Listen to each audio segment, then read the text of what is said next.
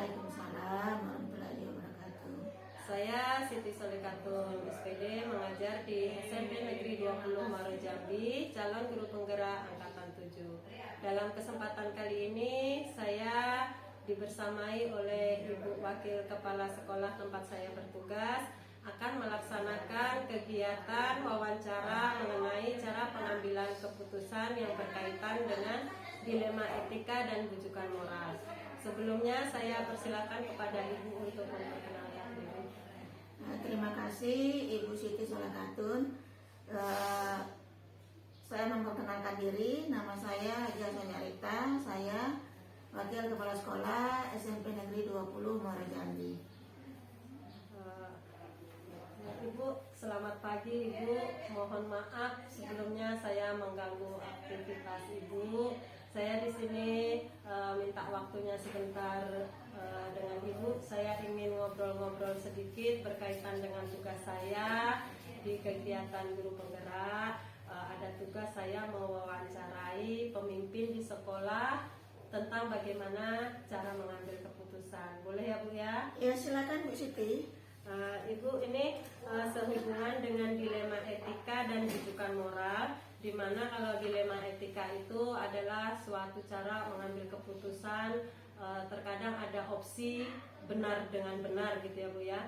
Sedangkan kalau rujukan moral ini opsinya benar atau salah. Jadi dalam mengambil keputusan yang seperti ini, Ibu, selama ini bagaimana Ibu dapat mengidentifikasi kasus yang merupakan dilema etika atau rujukan moral ini? Oh, seperti itu. Mengidentifikasikan kasus dilema tentang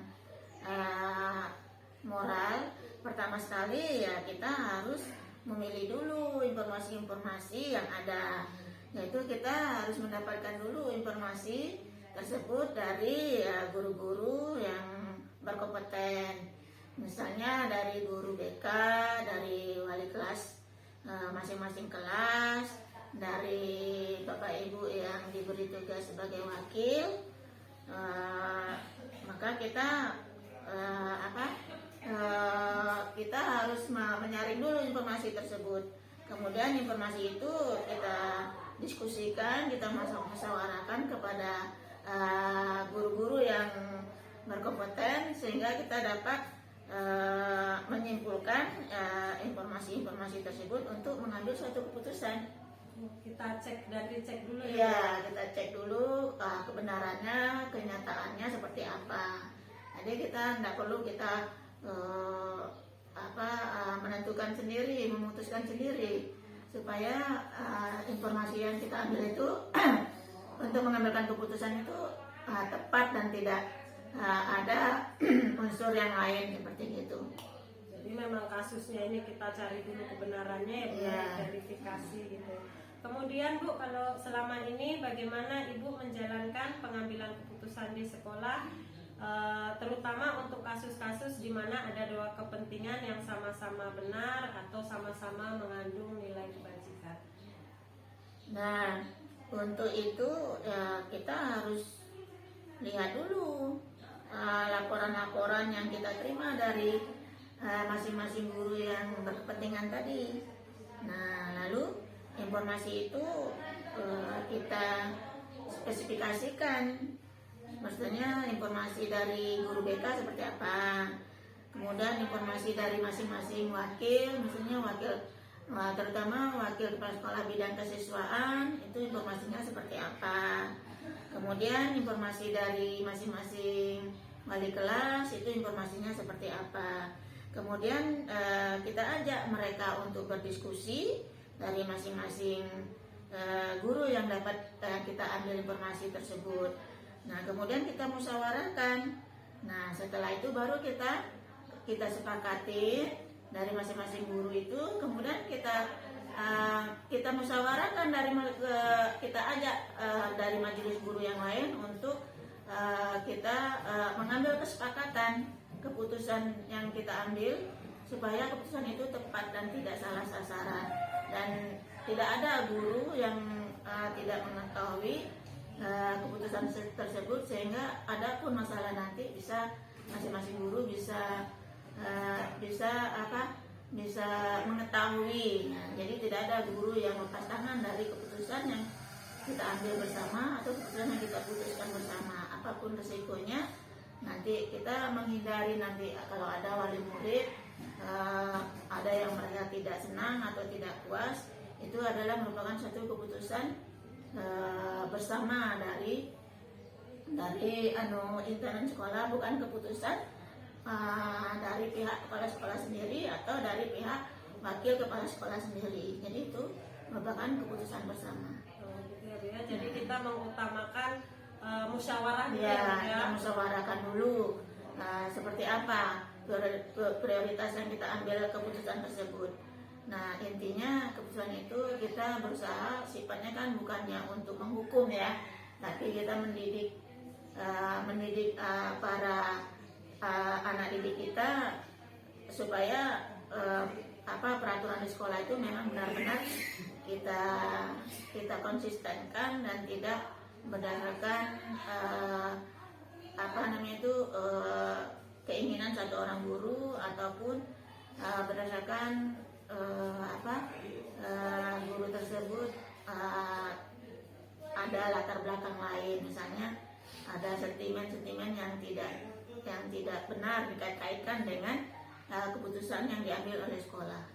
Jadi kalau sudah keputusan bersama dari musyawarah tadi ya Bu ya, jadi nggak ada lagi nanti di belakangnya. Ya, nggak ada lagi belakangnya embel-embel yang di belakang atau yang melindungi yang di belakang atau memanas-manasin kondisi sehingga masalah ini sudah selesai jadi beriak.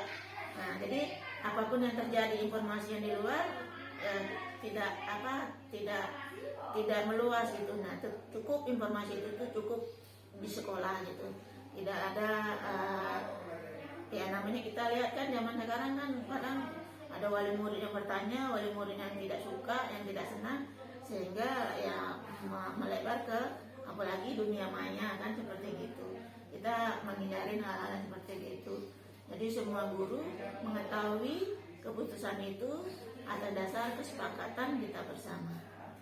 Terus Bu, biasanya bagaimana Bu langkah-langkah atau prosedur dalam mengambil keputusan ini? Dari sebuah kasus itu gimana langkahnya?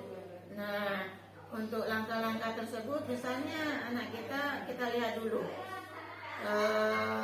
Misalnya kasus siswa misalnya kita menentukan anak tidak naik kelas atau tidak lulus. Kita lihat dulu rekaman perilaku mereka dalam 1 tahun pelajaran. Kita lihat dulu absennya, kemudian sikap perilakunya, terus nilai KKM-nya mencukupi standar kenaikan atau standar kelulusan. Kemudian ya apakah anak tersebut misalnya tidak memenuhi standar KKM, kita tanya dulu guru mata pelajarannya, kenapa dianya tidak memenuhi standar KKM mata pelajaran. Apakah guru yang bersangkutan memberi nilainya hanya sekedar memberi nilai tebak-tebakan saja, tidak sesuai dengan materi yang disampaikan. Terus apakah guru tersebut sudah tercapai pembelajarannya atau memang anak itu tidak mampu dalam mengejar KKM standar kenaikan kelas. Jadi kita tentukan dulu, kita tanyakan dulu rekaman penilaiannya dari masing-masing guru mata pelajaran.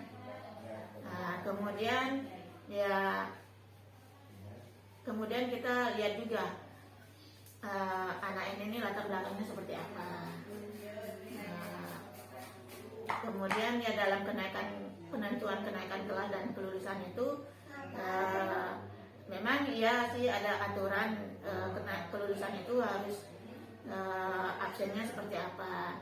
Tapi kita lihat latar belakang orang tua, masalah yang dihadapi anak selama ini, apakah wali kelasnya sudah membimbing atau sudah memberikan perhatian kepada anak ini.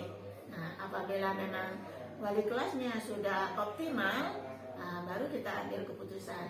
Itu pun keputusan bersama, bukan keputusan wali kelas atau keputusan guru tertentu saja. Keputusan wali kelas, keputusan dari rapat guru, rapat dewan guru. Saya rasa seperti itu. Berarti kita selidiki secara menyeluruh ya Bu ya. Ya. Adakah faktor A, B, Ya. C, mungkin takutnya nanti saling berkaitan, Ya. mendukung gitu ya Bu ya. Terus Bu, ada nggak Bu tantangan yang menjadikan kendala gitu Bu dalam mengambil keputusan? Ada nggak pernah ada tantangan? Oh, kalau itu selalu ada sih tantangan-tantangan itu. Kadang ya namanya apalagi dalam rapat forum mengambil satu keputusan, kadang masing-masing intern guru tantangannya adanya ada dikait-kaitkan dengan kepentingan individu. Ada misalnya nih misalnya kita menyatakan anak ini tidak naik kelas misalnya kan, karena perilakunya sudah sudah dikatakan garis merah lah dalam memenuhi syarat-syarat. Ada ya kadang guru si A tidak terima atau tidak sepakat. Nah itu biasa yang kita hadapi dalam pengambilan keputusan bersama. Nah itu tergantung dari informasi yang kita peroleh. Nah justru itu kita harus diskusikan, kita sepakati, kita setujui bahwa si A ini nih dinyatakan naik, lulus atau tinggal, itu berdasarkan keputusan bersama. Itu kalau menurut saya tantangannya ya kita intern kita lah sering terjadi. Nah itu biasa. Nah, dan itu pun kita harus namanya kita mengambil satu keputusan itu memang harus benar-benar valid, benar-benar atas bukan unsur keinginan individu tertentu, tetapi memang benar-benar dasar kesepakatan bersama. Itu menurut saya. Jadi memang yang kebersamaan ini tadi ya Bu ya, dan juga validitas dari masalah tersebut harus kita selidiki. Kemudian Ibu, ada nggak Bu jadwal khusus dalam menyelesaikan masalah? Misalnya ada masalah atau diselesaikannya misalnya 2 minggu sekali, atau saat ada masalah baru langsung diselesaikan, ada nggak Bu jadwal khusus? Kalau menghadapi masalah, namanya di sekolah menghadapi siswa banyak masalah sih. Kalau jadwal khusus ada, misalnya seperti gini, masalah anak tentang berkelahi misalnya, itu ada jenjangnya dalam menghadapi masalah itu. Yang pertama ya yang lebih tahu dulu yaitu wali kelas. Wali kelas dulu untuk menyelesaikan masalah tersebut. Apa dan mengapa dan apa sebabnya anak kita ada kasus seperti itu. Tentu diinterogasi dulu oleh wali kelas. Nah, apabila masalah itu selesai dari wali kelas, ya berarti masalah ini tidak begitu berat. Dan wali kelas harus rutin memberi bimbingan kepada anak tersebut.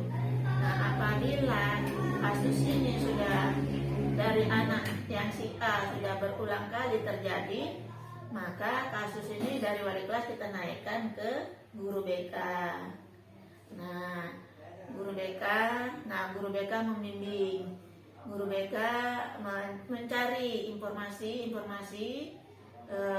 mengapa anak ini melakukan pelanggaran sehingga terjadi masalah di sekolah. Nah, apabila dari guru BK anak tersebut masih juga tetap melakukan bergulir waktunya di sekolah, dia masih ada melakukan pelanggaran, guru BK silakan menyampaikan kepada wakil kepala sekolah. Nah, terutama wakil. Kalau di sekolah itu ada wakil bidang kesiswaan, wakil kepala sekolah bidang kesiswaan. Nah, saya rasa kalau misalnya seandainya dalam keputusan terakhir, tentu masing-masing guru ini punya catatan, punya rekaman terhadap anak si A ini. Nah, di situ nanti kita dalam keputusan terakhir, baru dalam forum baru kita ambil kesepakatan bersama mau diapain anak ini. Apabila wali kelas sudah membimbing, memanggil orang tua muridnya, menginformasikan orang tua muridnya, sudah panggilan pertama, panggilan kedua, panggilan ketiga, sudah dibimbing oleh guru BK, sudah masih juga melakukan pelanggaran, sudah dibimbing oleh wakil kepala sekolah bidang kesiswaan. Nah, ya kalau siswa tersebut misalnya rasanya tidak layak untuk dipertahankan, ya kita putuskan bersama. Selagi dianya masih berada di sekolah, dia tidak mau itikat untuk berubah, ya kita tetap tegakkan kedisiplinan sekolah. Itu menurut saya kita ambil keputusan bersama. Bagaimana caranya, kita serahkan ke wali muridnya, kita tawarkan ke orang tuanya mau diapain anaknya. Dan kita juga memberi waktu kepada orang tua murid untuk anaknya lebih fokus lagi memperhatikan anaknya untuk menjadi lebih baik. Nah, itu menurut saya. Jadi prosedurnya tuh berjenjang ya Bu ya? Ya, berjenjang. Tidak langsung dari siswa langsung ke wakil kepala sekolah atau langsung kepala sekolah. Karena kan masing-masing guru kan sudah diberi tugas untuk mewakilin sekolah dari dasar dulu. Yang lebih mengetahui anak ini terutama wali kelas, kemudian guru BK mengenai sikap dan perilaku ya. Tapi kalau mengenai proses pembelajaran ya dari masing-masing guru, masing-masing guru mapel mempunyai catatan. Itu seperti itu. Bu, ada nggak Bu seseorang atau faktor-faktor yang selama ini mempermudah Ibu dalam mengambil keputusan yang mengandung kasus dilema etika ini? Faktor-faktor yang mempermudah ada.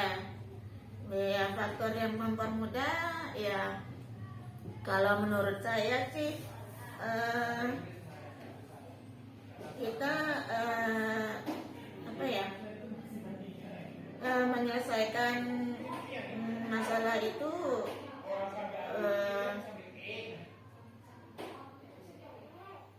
ya dengan inilah kita harus punya data yang otentik. Itulah faktornya. Kemudian kita meminta kepada masing-masing wali kelas, masing-masing guru BK, benar gak bahwa gurunya ini wali kelas, guru BK mempunyai rekaman catatan. Kalau ada panggilan, ada gak bukti panggilannya. Nah, jadi kalaupun misalnya ada wali murid yang tidak terima, kita tinggal mengajukan itu data-data yang otentik itu bahwa kita memang optimal membimbing anak ini tidak terbiarkan begitu saja. Nah, itu faktor itu, data yang lengkap kalau menurut saya.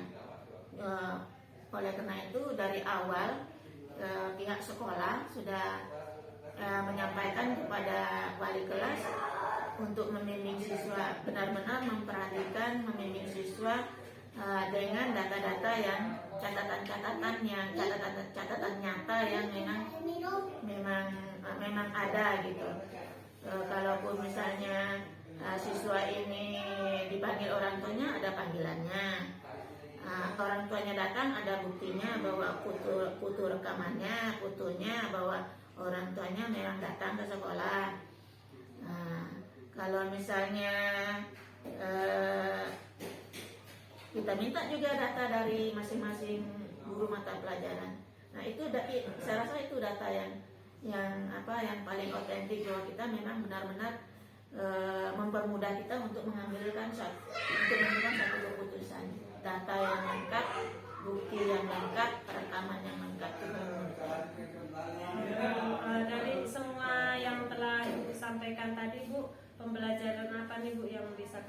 kita petik dari pengalaman Ibu ini dalam mengambil suatu keputusan?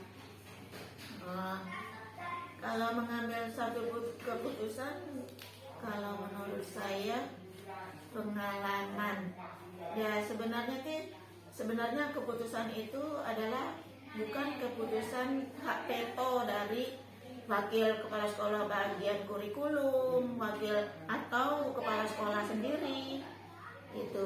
Tapi kalau menurut saya ya apapun yang kita ambil, keputusan apapun yang kita ambil, kita harus melibatkan semua stakeholder yang ada di sekolah kita. Ya semuanya guru, tidak ada guru yang tidak tahu. Kalau perlu kita panggil komite juga, biar kita dengan data-data kita yang lengkap, apabila ada misalnya oknum tertentu yang tidak puas atau tidak terima, ya kita gampang saja tidak terbebani. Itu kalau menurut saya. Yang penting keputusan itu adalah keputusan mutlak, keputusan bersama, bukan keputusan individu, bukan keputusan hak veto kepala sekolah. Itu kalau menurut saya sih yang mempermudah kita semuanya berperan di situ, mengetahui di situ. Nah, itu keputusan yang untuk mempermudah kita. Jadi adapun tekanan dari luar, kita enggak gentar lah menghadapinya. Jadi misalnya ada seorang biasa lah ya kita hadapin ya, wali murid menanyakan kepada seorang guru misalnya, atau guru ini ya ada sesuatu lah gitu kan. Tapi kalau sudah keputusan bersama, yang pihak tertentu itu nggak bisa adanya untuk melepas diri. Semua itu tuh tanggung jawab kita bersama untuk mengambil suatu tindakan, suatu keputusan berdasarkan data-data yang otentik, data-data yang lengkap. Kalau menurut saya itu. Jadi bisa saya simpulkan, jadi kalau dari pengalaman Ibu ya, ini kalau mengambil sebuah keputusan itu yang paling utama dulu datanya dulu harus valid ya. Baru untuk kita menyimpulkan keputusan tersebut, kita lakukannya yang lebih baik itu adalah keputusan bersama ya. Keputusan bersama. Bukan keputusan hak veto misalnya pimpinan, tidak seperti itu. Apalagi yang berhubungan dengan siswa. Nah, berhubungan dengan siswa, berhubungan dengan wali murid, juga berhubungan dengan apa yang terjadi dengan sekolah. Nah, itu menurut saya.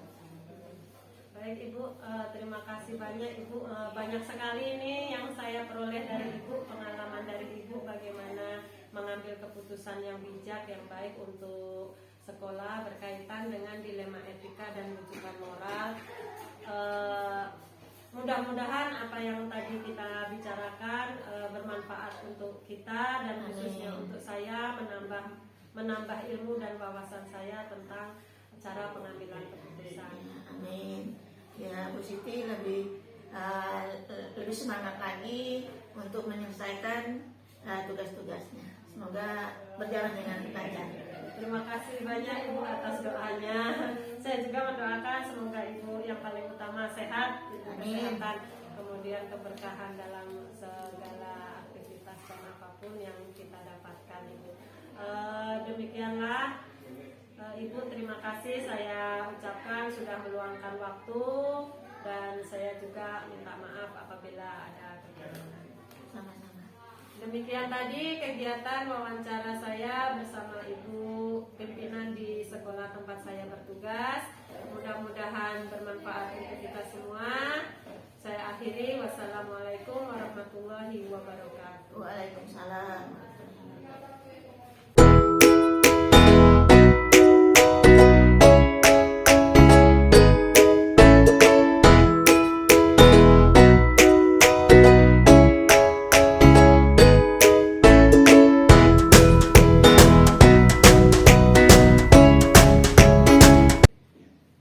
Assalamualaikum warahmatullahi wabarakatuh. Waalaikumsalam warahmatullahi wabarakatuh. Perkenalkan, saya Siti Solikatul SPD, mengajar di SMP Negeri 20 Muara Jambi, calon guru penggerak angkatan 7.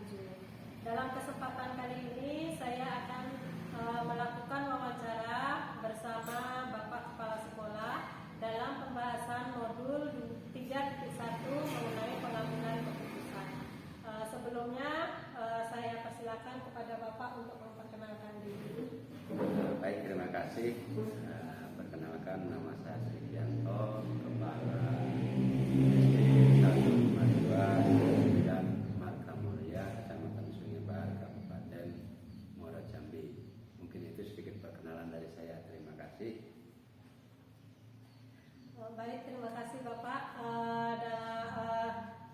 Pada kesempatan kali ini Bapak, saya ingin minta waktunya sedikit kepada Bapak, ingin mengobrol-ngobrol sedikit mengenai tugas saya terkait dengan materi dilema etika dan rujukan moral. Nah, jadi di sini Bapak, mengenai dilema etika dan rujukan moral ini, selama ini bagaimana Bapak mengidentifikasi kasus-kasus yang merupakan dilema etika ataupun rujukan moral tersebut? Jadi untuk mengidentifikasi dilema etika ataupun rujukan moral terhadap anak murid kita ya, anak murid kita maupun guru-guru kita, yang pertama tentunya kita memilih dan memilahkan kasus-kasus ataupun permasalahan-permasalahan yang ada dari beberapa informasi ataupun sumber yang kita yakini itu valid, baik itu mungkin dari tokoh masyarakat ataupun masyarakat di lingkungan sekolah ataupun langsung dari guru kelas ataupun dari orang tua wali murid. Mungkin itu. Jadi memang kita selidiki dulu tuh Pak ya, Iya. kita verifikasi apakah kasus ini benar dulu gitu ya Pak ya, Iya. dari sumber yang terpercaya ya Iya, Pak ya, dari sumber dari terpercaya. orang tua atau guru atau murid yang terlibat langsung dalam masalah tersebut. Kemudian Bapak, selama ini bagaimana Bapak menjalankan pengambilan keputusan di sekolah Bapak, terutama untuk kasus-kasus di mana ada dua kepentingan yang mungkin sama-sama benar atau sama-sama mengandung nilai kebajikan? Ini memang menjadi dilema itu Bu ya. Jadi kalau saya menyikapi kasus-kasus itu, kita lihat dari persentase kelebihannya itu dari nilai kebaikan atau nilai kebenaran. Maksudnya di sini baik untuk di masyarakat ataupun benar menurut undang-undang, menurut aturan.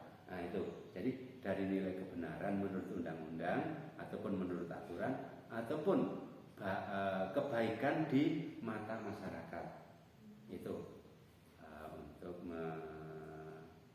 mengambil suatu keputusan. Kalau itu lebih cenderung ke sifat kebaikan, cenderung ke kebaikan, kita ambil yang baik. Tapi kalau itu harus kita menerapkan kebenaran ataupun sesuai dengan aturan, kita juga harus mengambil tindakan sesuai dengan aturan, dengan kebenaran. Jadi kita utamakan memang yang nilai-nilai kebenaran itu dengan nilai kebajikan itu memang kita utamakan. Iya, kita utamakan. Kemudian Pak, langkah-langkah atau prosedur seperti apa ini Pak yang biasa Bapak lakukan selama ini dalam pengambilan keputusan yang mengandung dilema etika ini Pak? Ya. Kalau langkah-langkah, contohnya ini ya, dalam pengambilan keputusan yang mengandung dilema etika itu kemungkinan dari kenaikan kelas anak kita, bisa juga dari ketidakhadiran dikaitkan dengan ketidakhadiran anak kita. Di situ mungkin anak kita itu mempunyai prestasi, jadi untuk yang bisa mengangkat nama baik sekolah. Tetapi di sisi lain anak kita jarang masuk sekolah. Nah itu, jadi di situ kita ambil, kita diskusikan dengan beberapa kawan guru, baik itu guru kelas maupun guru lainnya. Kita tengok dari latar belakang anak itu bagaimana. Apakah memang anak itu membutuhkan perhatian yang lebih dari kita di sekolah, atau memang anak itu tidak mendapatkan perhatian dari orang tuanya. Itu yang kita lakukan untuk mengambil keputusannya tadi ya. Gitu. Berarti melihat latar belakang belakang, ya, baru setelah itu didiskusikan dengan guru yang lain gitu ya Pak ya.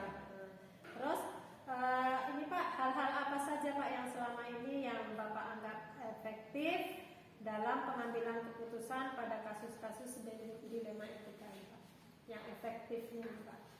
Kalau yang efektif mungkin ketika masih bisa kita sikapi dengan nilai-nilai kebaikan, kebajikan, kita utamakan dulu nilai-nilai kebajikan. Namun ketika kita terbentur dengan aturan, maka kita terapkan dengan nilai kebenaran. Karena apa? Karena dalam kegiatan kita di sekolah ataupun kegiatan saya di sekolah itu saya mengutamakan kebersamaan ataupun kegotong royongan dalam satu sekolah. Nah itu. Jadi yang kita angkat, kita utamakan itu nilai-nilai kebaikan, kerjasama kita, kegotong royongan kita, kekompakan kita di sekolah. Itu untuk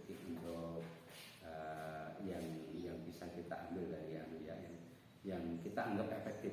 Itu jadi dari nilai kebaikan dulu. Namun kalau memang menghendaki nilai kebenaran, ya kami harus mengangkat sesuai dengan aturan. Jadi utamakan dulu kebajikan, lalu kemudian kita lihat ada nggak undang-undang yang mengaturnya, gitu Pak ya. Tapi yang utama memang nilai kebajikan itu ya Pak ya. Kemudian Pak, hal-hal apa saja Pak yang selama ini yang menjadi tantangan ini Pak dalam mengambil keputusan ini, Pak? Yang menjadi tantangan banyak sebenarnya ya. Ketika kita mengambil satu keputusan itu tentunya di mata orang lain akan ada, kalau kita menganut sistem kebaikan tadi, itu di mata orang lain pasti akan ada tanda tanya, ada apa? Ya, ada apa? Kan itu antara kepala sekolah dengan orang tersebut ya, yang kita ambil keputusan itu. Itu yang pertama. Pasti ada penilaian negatif. Itu ya. Untuk tantangannya. Tantangan yang kedua, bisa jadi ketika kita lupa terhadap suatu aktivitas yang sama, namun kita memperlakukan berbeda, itu bisa jadi menjadi bahan iri di antara kawan-kawan, di antara teman-teman. Tetapi di situ kita kan perlu melihat dari sisi yang lainnya, Kenapa itu kita lakukan dengan kebaikan, namun yang satunya kita buat dengan kebenaran. Itu ketika ada perbedaan perlakuan, otomatis akan menjadi bahan iri. Sikap iri itu pasti ada. Gitu. Ya, terkadang yang namanya manusia ya Pak ya, kadang kita memang untuk si A kita melihatnya mungkin dari rasa kasihan, ya. Tapi mungkin melihat untuk si B latar belakang seperti itu nggak bisa, memang harus sesuai aturan gitu ya Pak ya. Jadi ini ya Pak ya menjadi tantangan kita ya Pak ya. Terus beda ya, mungkin pemikiran kita menurut kita benar, mungkin menurut orang lain juga salah gitu ya Pak ya. Jadi itu tantangannya. Selain itu Pak ada lagi Pak tantangannya? Tantangan selain itu mungkin dari campur tangan di atasan bisa jadi, ataupun orang-orang yang pemegang kekuasaan, itu bisa menjadi tantangan tersendiri dalam mengambil keputusan itu tadi. Karena mungkin anak ini sebenarnya tidak bisa kita terapkan dengan nilai-nilai kebaikan, harus dengan nilai-nilai kebenaran ataupun sesuai aturan. Tetapi ketika ada tantangan dari atasan ya, yang juga berkompeten di bidang pendidikan, kita juga harus memilah lagi, memikirkan lagi. Kalau memang ada kontribusi untuk sekolah, untuk kemajuan sekolah, bagi saya dan kawan-kawan tim di sekolah bisa kita terima. Tapi ada satu persyaratan, yaitu bisa memajukan sekolah. Itu tantangannya seperti itu. Membawa nama baik sekolah. Iya. Ya. Jadi memang campur tangan atasan itu Pak ya, mungkin namanya kita sistem ya Pak ya, dalam pendidikan kan sistem. Nanti keputusan sekolah belum tentu sama dengan yang terbaik kan itu. Ya, mungkin ada lagi keputusan dari yang di tingkat lebih atas ya Pak ya. Terus ini Pak, apabila ada sebuah kasus nih, nah tatkala ini ada jadwal tertentu dan dalam sebuah penyelesaian kasus dilema etika ini, apakah Bapak langsung menyelesaikan di tempat atau punya jadwal tertentu Pak untuk menyelesaikannya Pak? Kalau penyelesaian kasus itu selama ini yang saya lakukan langsung diselesaikan pada saat itu. Karena apa? Karena kalau kita tunda di lain waktu ataupun kita tunda berbeda saat aja, pasti akan berkembang, isunya itu akan berkembang. Jadi kalau bisa kita selesaikan pada saat itu juga, jangan sampai nyebrang ke lain hari ataupun ditunda untuk penyelesaiannya. Oh, jadi nggak ada jadwal khusus nih Pak ya? Nggak ada jadwal khusus. Oh, sebulan sekali Bapak penyelesaian masalah. Ada. Kondisional ya Pak ya? Kondisional. Jadi ketika ada permasalahan, disitulah kita selesaikan. Oh gitu ya Pak ya. Kondisional dan tidak terjadwal gitu Pak ya. Terus ada nggak Pak seseorang atau faktor-faktor yang selama ini mempermudah atau membantu Bapak dalam mengambil keputusan yang mengandung kasus dilema etika ini Pak? Untuk seseorang yang mempermudah dalam pengambilan keputusan dilema etika itu ya, kalau orang khusus itu memang tidak ada, karena dalam pengambilan keputusan juga saya pertimbangkan dulu dengan beberapa rekan ataupun kerabat ataupun tokoh masyarakat ataupun pejabat atasan saya. Itu saya koordinasikan. Saya koordinasikan dulu bagaimana yang terbaik. Kalau menurut pendapat saya seperti ini, bagaimana kira-kira menurut pendapat dengan tokoh ataupun atasan saya itu. Jadi memang penting ini ya Pak ya, artinya kolaborasi ya Pak ya. Ya. Dari rekan, masyarakat, keluarga, juga mungkin atasan kita ya Pak ya. Iya. Dari semua hal yang telah disampaikan tadi Pak, pembelajaran apa nih Pak yang dapat kita petik dari pengalaman Bapak mengambil keputusan dilema etika ini Pak? Jadi dalam pengambilan dilema etika itu memang banyak faktor-faktor yang mempengaruhi terhadap pola pikir kita. Namun di sini saya tekankan dengan kawan-kawan dari sekolah, ada 3 kata utama yang perlu benar-benar kita lakukan dan kita resapi bersama, sehingga apa yang kita putuskan itu bisa diterima dengan lapang dada oleh semua pihak. Jadi 3 kata itu, yang pertama maaf kita lakukan kalau memang apa yang kita putuskan itu mengandung kesalahan. Yang kedua tolong. Kita minta tolong sebelum orang lain itu mengungkapkan pendapatnya, suruh kilas balik dulu dari permasalahan itu. Kalau memang kurang pas di hati kawan itu, ya silahkan disampaikan. Yang ketiga, terima kasih. Nah, itu jadi maaf, tolong, dan terima kasih sudah berperan. Karena 3 kata itu juga sangat kental dalam kehidupan kita sehari-hari. Itu.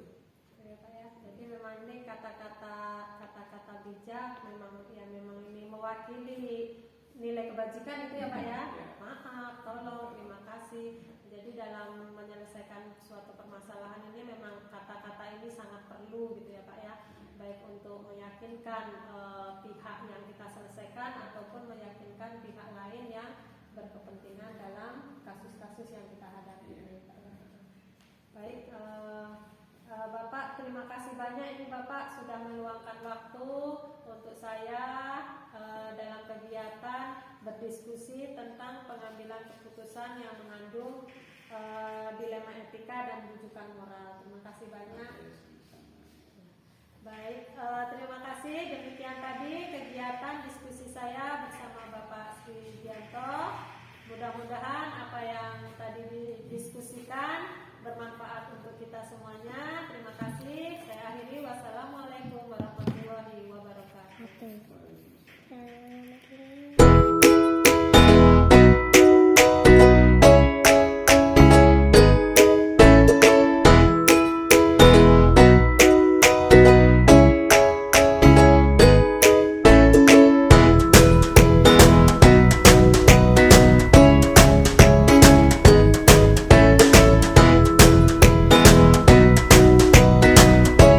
Assalamualaikum warahmatullahi wabarakatuh. Saya Siti Solikatun SPD, guru di SMP Negeri 20 Muaro Jambi, calon guru penggerak angkatan 7. Dalam kesempatan kali ini saya bersama Ibu Kepala Sekolah yang kebetulan sekolahnya berada di samping sekolah tempat saya bertugas. Sebelumnya saya persilakan kepada Ibu untuk memperkenalkan diri, Bu. Iya, tadi saya jawab salamnya ya. Waalaikumsalam warahmatullahi wabarakatuh. Selamat pagi. Saya Kepala Sekolah TK Dharma Wanita 3 yang berdomisili di Desa Pancanmulya. Ya, nama saya Kokom Komalasari SPD. Ya, gitu aja dah. Jadi Ibu, saya di sini sebelumnya mohon maaf sudah mengganggu aktivitas Ibu. Di sini saya minta waktunya Ibu sekitar 10 atau 15 menit. Saya ingin ngobrol-ngobrol dengan Ibu tentang salah satu tugas saya terkait cara pengambilan keputusan. Jadi di sini Ibu sebagai kepala sekolah ada beberapa pertanyaan yang saya ingin tanyakan kepada Ibu. Bagaimana biasanya di sekolah ini Ibu sebagai pimpinan mengambil keputusan tersebut, ya Bu ya. Ibu selama ini Bu, bagaimana Ibu dapat mengidentifikasi kasus-kasus yang mengandung dilema etika ataupun rujukan moral, Bu? Masalah dilema etika atau bujukan moral yang setahu ibu yang melaksanakan di sekolah, yaitu tergantung dengan peraturan sekolah. Intinya yang anak misalkan, salah satu contoh, anak ada yang izin secepatnya bisa 3 hari, lamanya seminggu, itu kami berikan tetapi sesuai dengan peraturan yang tidak menentang sekolah. Tetap kita mengambil kebijakan yang tidak mengganggu peraturan yang ada di sekolah. Jadi kita utamakan peraturan ya Bu ya? Iya, karena tidak boleh kita bertentangan dengan peraturan. Ya. Karena peraturan sudah kita buat. Kan gitu. Peraturan sekolah ya Bu? Iya, tentu peraturan sekolah. Nah, kemudian Bu, selama ini bagaimana Ibu menjalankan pengambilan keputusan di sekolah, terutama untuk kasus-kasus di mana ada dua kepentingan, misalnya sama-sama benar atau kepentingan yang sama-sama mengandung nilai-nilai kebajikan ini? Simpel bagi Ibu, tidak bertentangan dengan hukum. Karena peraturan sudah kita buat, tentu kan kalau peraturan kan pasti ada dasarnya, ada hukumnya. Nah, selama itu memang bagus bagi kita, ya kita laksanakan. Kalau memang itu peraturannya, walaupun itu ibaratnya peraturannya berundang-undang, tapi menyalahi aturan di kita, ya kita sharing kembali. Yang jelas itu peraturannya tidak melanggar dari hukum. Ya, berarti memang hukum dengan peraturan inilah yang Memang dia yang hukum. Pertentangannya tidak dengan peraturan sekolah. Terus Bu, langkah-langkah atau prosedur seperti apa nih Bu yang biasa Ibu lakukan dalam mengambil sebuah keputusan? Ya, kita harus berkoordinasi dengan masyarakat. Intinya kita harus musyawarah dulu. Harus musyawarah dulu. Gak bisa saya sebagai kepala sekolah saya mengambil kebijakan keputusan. Kan ada tuh yang begini, saya kepala sekolah, keputusan ada di tangan saya. Tidak seperti itu. Kalau kita seorang pemimpin, jangan merasa di kursi ini kursi kita ya. Tentu kita harus bermusyawarah. Intinya harus bermusyawarah, berkoordinasi, gitu.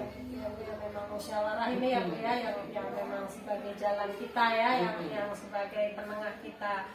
Kemudian Ibu, hal-hal apa saja nih Bu yang selama ini Ibu anggap efektif dalam mengambil sebuah keputusan?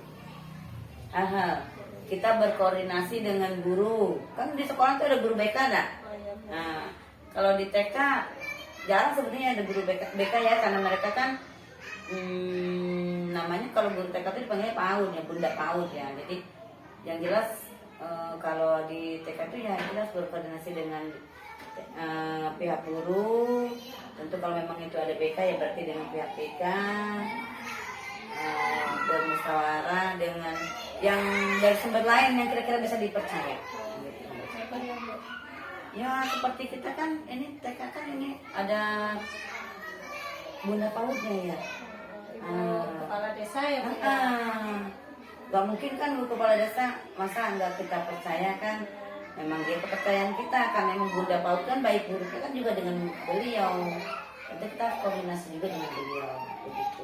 Jadi memang komunikasi dan koordinasi ini ya Bu ya penting ya Bu ya. Penting, Jangan yang kita penting saling percaya, bisa dipercaya gitu. jaga kepercayaan. Jaga kepercayaan. Banyak ya pertanyaannya ya. Enggak lah Bu. Kemudian Bu, hal-hal apa saja yang selama ini menjadi tantangan Bu dalam mengambil keputusan? Hal-hal yang bertentangan yang mengambil keputusan.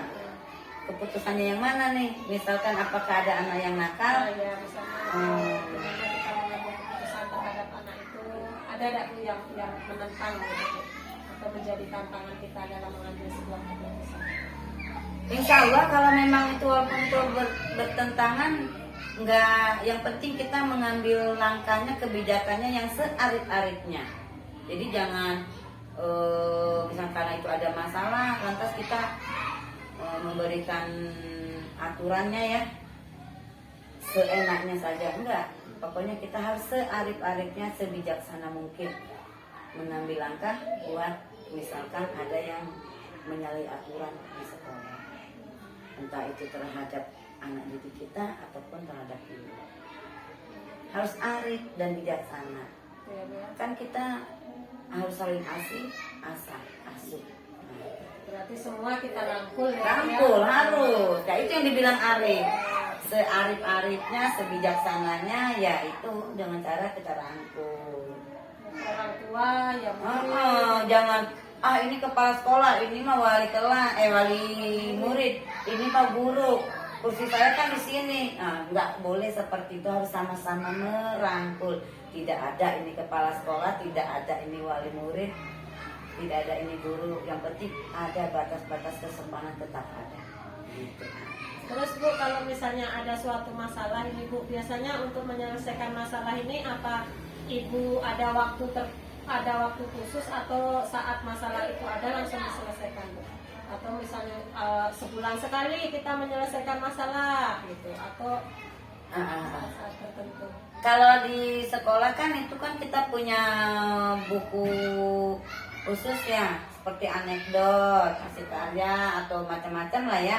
Ini yang di TK nih, kalau yang di SMP Ibu udah tahu seperti apa pembelajarannya ya. Ini Ibu mengacu dengan ada yang di TK. Kalau misalkan ada permasalahan hari itu, misalkan, kan itu kan masuk anekdot tuh, masuk anekdot. Tentu memang harus diselesaikan hari itu, karena misalkan ada anak nih nangis, kenapa dia menangis terus nih? Kok tiba-tiba anak ini nangis? Kadang-kadang kan dinakalin dengan kawannya. Apa solusi yang terbaik bagi kita gurunya? Tentu kita kan harus tahu dulu bagaimana karakter anak ini, karakter anak yang ini. Nah, solusinya mencari jalan terbaik buat menyelesaikan masalah seperti anak yang menangis tadi ya. Itu kan ada tulisannya juga di anekdot. Solusi yang diambil, merangkul anak, berbicara dari hati ke hati, dari seorang ibu ke anak. Nah, lama kelamaan anak itu kan akan tahu, oh, nyaman ya dipelukan bu guru kan gitu. Harus selesai saat itu, karena kita ada buku yang khusus untuk pencapaian perkembangan anak pada hari itu. Kalau di TK ya Bu ya. Jadi anak itu harus nyaman setiap saat ya Bu ya. Kita kan punya buku 6, salah satunya kan anekdot itu. Anekdot itu kan kejadian sehari-hari terhadap anak. Jam berapa kejadiannya, bagaimana solusinya, sikapnya kita kayak mana ke anak. Nah, pada akhirnya ambil keputusan. Keputusannya itu menyelesaikan permasalahan yang di hari ini mengenai perkembangan anak. Jadi langsung saat itu juga ya Bu ya. Terus Ibu, ada nggak Bu seseorang atau faktor-faktor tertentu yang biasanya dapat mendukung Ibu dalam mengambil keputusan? Ada. Semua pada itu faktornya, terutama guru. Karena kita kan walaupun kita memberikan keputusan kan jangan merasa diri paling benar, intinya kan gitu. Ada guru, kan membantu juga, misalkan kan kita mengambil keputusan seperti ini. Nah, intinya segala keputusan harus kita ambil bersama-sama. Mana yang terbaik? Keputusan yang terbaik tapi bersama-sama. Jadi nggak ada keputusannya saya sendiri, nggak ada. Karena mungkin baik buat ibu belum tentu untuk Belum bersama tentu ibu. baik buat ibu, belum tentu baik bagi mereka. Ibu sudah banyak nih saya bertanya-tanya tadi kepada ibu, kalau misalnya diambil pelajaran nih Bu, apa nih yang dapat diambil pelajaran dari apa yang ibu sampaikan tadi tentang bagaimana cara mengambil keputusan? Kalau memang dari gambaran dari tadi ya, kayaknya kita ini ibu secara pribadi, ibu misalkan sebagai kepala sekolah ya, yang menarik bagi itu tuh bagaimana sih yang enaknya kita sebagai kepala sekolah mengambil kebijakan, mengambil keputusan untuk suatu masalah yang sebijak-bijaknya, searif-arifnya, tentu tidak melanggar hukum, tidak menyalahi aturan, juga tidak merugikan orang, kan gitu, terutama di sekolah. Jadi jangan sampai mengambil kebijakan itu untuk anak didik ataupun untuk guru merugikan mereka. Intinya ayo bersama-sama saling asuh mengambil kebijakan yang searif-arifnya selama itu tidak menyalahi aturan dan undang. Itu ibu senang sekali. Sangat menarik ini Bu ya. Jadi memang untuk mengambil suatu keputusan itu tidak bisa sendiri ya Bu ya, dan bersama-sama. Dan dari apa yang tadi Ibu sampaikan, saya menangkap bahwasannya kita harus mengutamakan peraturan untuk mengambil sebuah keputusan itu ya Bu ya. Ibu, terima kasih banyak Ibu sudah meluangkan waktu untuk saya ngobrol-ngobrol. Saya banyak belajar dari Ibu ini, terutama dalam bagaimana mengambil keputusan. Beda Bu di SMP dengan TK gitu kan Bu, karena mungkin ya cakupannya juga beda, aspeknya juga berbeda. Ini wawasan baru buat saya, ternyata kalau di TK itu ada sedikit perbedaan untuk tingkat-tingkat yang lainnya. Terima kasih banyak kepada Ibu. Saya doakan Ibu sukses dan sehat selalu. Terima kasih waktunya. Assalamualaikum warahmatullahi wabarakatuh. Waalaikumsalam warahmatullahi wabarakatuh. Baik, demikian tadi kegiatan bincang-bincang saya, wawancara bersama Ibu Kepala Sekolah TK Dharma Wanita Sungai Bahar 3 mengenai bagaimana cara mengambil keputusan yang berkaitan dengan dilema etika dan rujukan moral. Terima kasih, saya akhiri. Wassalamualaikum warahmatullahi wabarakatuh.